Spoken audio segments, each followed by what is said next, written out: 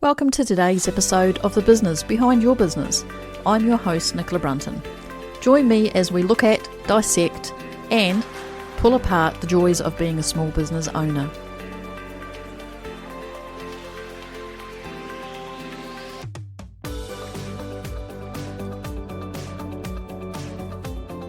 Hello everybody, welcome to episode 3 of today's podcast. We're going to be looking at social media etiquette. Now, there is such a thing, and before we kind of get into social media etiquette, we're just going to look at the actual definition. Socialsprout.com have a beautiful definition of social media etiquette. So they state that social media etiquette refers to both the spoken and unspoken set of social conventional rules of personal and business behaviour online. It dictates how people conduct themselves on social media so they remain respectful and respectable. Now, for me, social media etiquette is just a given. I treat my social media posts like I would if I was talking to somebody in the street or if I was meeting somebody for the first time, or at least I try to. It's a tough one because this filter that we have on our own material is sometimes not as clear or as precise as it should. Growing up,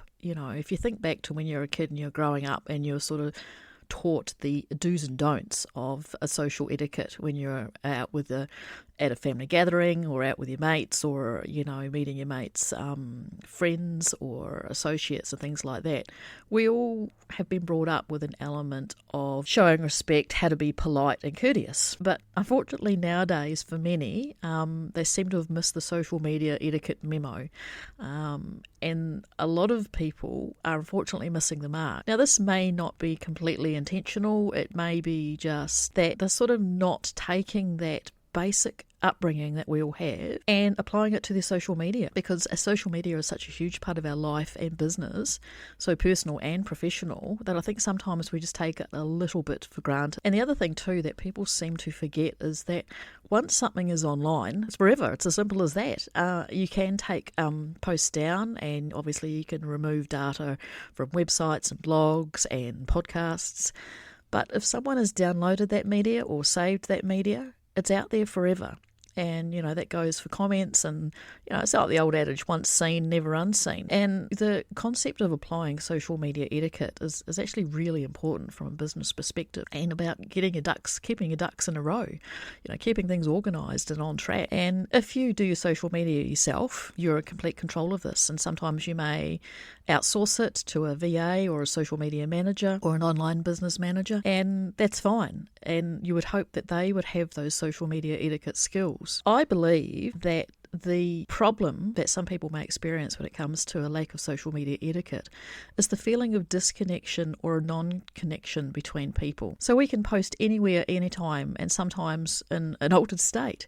We may be sleep deprived, or we've had a wine, or maybe more than one wine, and you kind of think about it from the perspective of, would you go down the streets in your PJ or go to your works, or your work or your friend's house in your PJs? I mean, some might, but as a rule, most of us wouldn't. And this cavalier approach to our social media just requires a little bit more care and attention. And this has really sort of come into play, I think, too, since good old COVID-19 has come along and disrupted our lives substantially in regards to the amount of time we spend on social media and the amount of posting that we're doing on social media.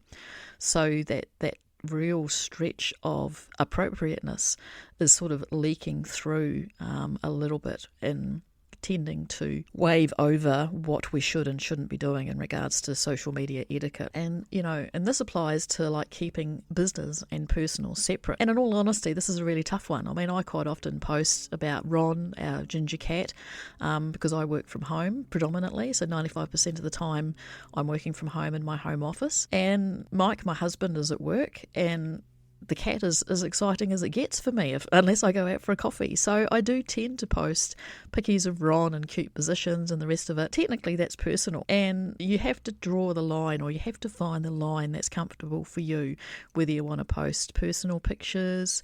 I mean, and when I say personal, they don't necessarily mean to be, you know, every time you go out for a coffee or every time you check in somewhere, or if you go and have a spa or a massage, you post it on your business social media page. I don't think that would be appropriate. But if you're a massage therapist or if you're a coffee connoisseur, then it's absolutely appropriate. So those filters of what's appropriate for your social media feed have to be taken into consideration when you're posting personal versus private. For example, I had a friend's birthday celebration this weekend, just gone, and we went and did camel riding, and it was a beautiful day on a beach, and pictures galore, videos galore. I mean, none of that went on my social media post for my business because it just wasn't relevant. Glorious time, so that obviously just went on my personal social media page. So you really have to be, just take that time to figure out what is best for your page and how appropriate it is. And that sort of leads us to, as I said, just lending a few more moments to what you're going to post before you share it. So think before you share. So if you're in business, then your social media is probably the first thing that your client may see. So be mindful, very mindful of what you're posting. I mean, this seems obvious, but sometimes in the rush or pressure to get something posted, these sort of basic questions and thoughts are sometimes overlooked. In the link in this podcast, there's a great link to a infographic from Hootsuite. And it's a sort of a good flowchart or checklist before you post. And it's called Think Before You Post.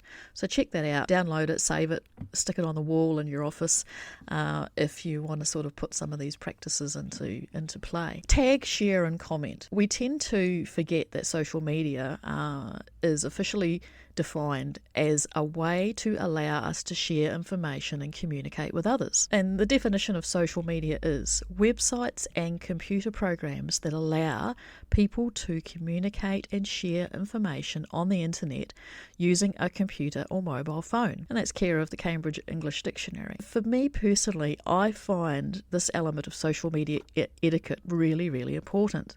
I mean, let's be realistic. Being in business is tough. And sometimes when you're doing a social media post, to do a shout out or a mention or being tagged in a post is like getting your first cup of tea in the morning or a cup of coffee. It's just amazing. It's just a nice lift and a bonus.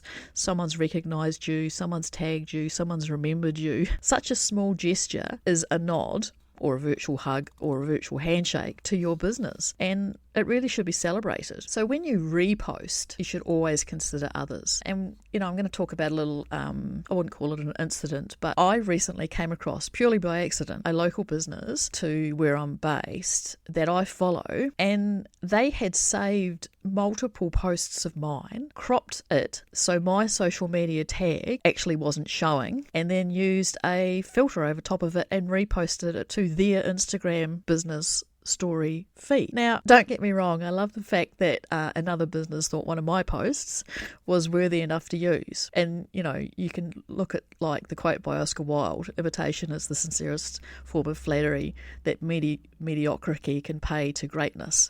So from that perspective, I was absolutely thrilled. Brilliant. They thought that one of my posts, or multiple posts of mine, were worthy of resharing. But that's the whole thing. They didn't reshare and they didn't tag me and they didn't acknowledge me.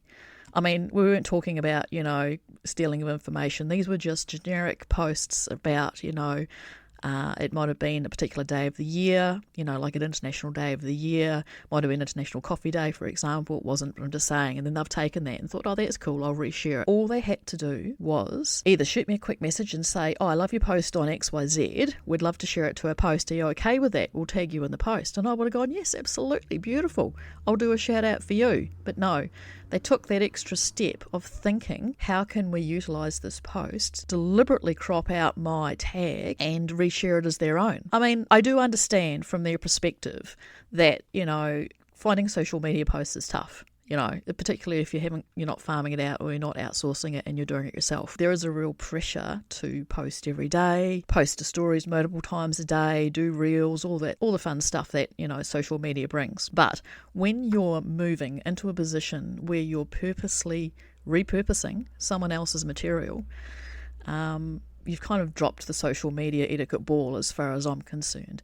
And I did struggle with this over multiple months, actually, because the ironic thing was when I sort of finally was at peace with it and thought, okay, that's fine. I'll accept that they've thought that something I did was good enough to use and share on their feed. And I thought, no, I'm not going to pursue it. I'm not going to contact them and things like that, because it could have just been an honest mistake. Maybe they've got a new social media manager and they've done it and the actual owner wasn't aware.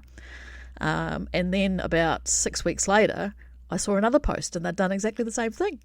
So I thought, wow, okay, double whammy. And this got my ire up a little bit, if I'm being honest. And I did think about approaching them and I thought, what would it actually achieve? I thought, if this is sort of their way of doing business, then it's not up to me. And again, this is just my opinion. It's not up to me to impose what they've done. I could have shot them a quick message and said, hey guys, I've spotted twice now that you've used my social media posts. Brilliant, thank you. I love that you think that they're worthy of sharing, but the appropriate thing to do would be blah blah blah. I mean, this is quite a large business, and when you look at me, I'm a sole trader. I'd rather take the positive out of it that someone that is in a business that they're in has taken little old me's post, and I'll take that as an absolute bonus and productive thing, and run with it. And since then, I haven't seen any posts. So maybe my vibe that I was sending out down the lines has been picked up. Who knows? But I've involved with a lot of businesses here on the Sunshine Coast, and overall, 99.9% of people do the right thing, which is brilliant. I mean, I've shared posts by other people, and I've tagged them in posts saying, brilliant post. Friday Funnies probably particularly pertinent. There are a lot of posts, brilliant posts that people put up, and I reshare and I tag them in my post and thank them, and it lets people that see it, gives them the opportunity to go and have a look at their page or follow them, or they may have a service that they might be interested in utilising. So, and I mean, don't get me wrong, no posts are new. Everybody repurposes stuff. But when you deliberately do it, that's a big no-no. That's a big social etiquette no-no. So let me know if you've ever experienced this. I mean, I've talked to a lot of businesses and I've seen a lot of people get a little bit of sort of social media rage and say, XYZ, back off, don't steal my stuff anymore. And I get that, you can kind of get that involved and, kind of do your nana on social media. But I suppose it's not sort of a good look. And it's hard to come back from that. So there's certainly no right or wrong, but I think having a chat about it and seeing what you can do to resolve it. Since then I've got a lot more creative where I put my actual tags for in my posts, so they'll be very discreet. They'll be in a lighter font. They'll be right in the middle, like quite small. So yeah, I've changed the way that I design my social media posts, so it's a bit harder to copy. As it were. I've changed my behaviour to meet the demands of probably the people out there that aren't doing the right thing, which, you live and learn. Let me know what you think, and if you've ever experienced sort of, bad juju or someone doing the wrong thing on social media, copying your posts or whatever the case may be. It's one of those things about being in business that is quite hilarious to look at, and sadly it's something that's really overlooked. So I'll put some links to that infographic in the intro, and until next time, stay awesome. Thanks, Nicola.